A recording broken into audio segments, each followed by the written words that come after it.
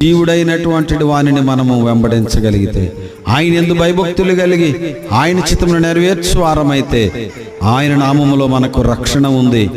అపోస్తలుడైన పౌలు ఈ మాటను జ్ఞాపకం చేస్తూ ఒక నిరీక్షణాస్పదాన్ని చెబుతూ ఉన్నాడు.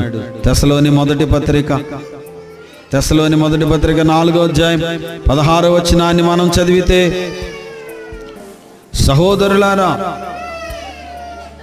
16వ వచనం, ఆర్భాటముతోను ప్రధాన దూత శబ్దముతోను దేవుని బూరతోను పరలోకము నుండి ప్రభువు దిగి వచ్చును. క్రీస్తునందుండి మృతులైన వారు మొదట లేతురు, ఆ మీదట సజీవులైన వారు వారితో కూడా ఏకముగా ప్రభువును ఎదుర్కొనుటకు ఆకాశ మండలమునకు మేఘముల మీద కొనిపోబడుదుము. కాగా మనము సదాకాలము ప్రభువుతో కూడా ఉందుము. దేవుని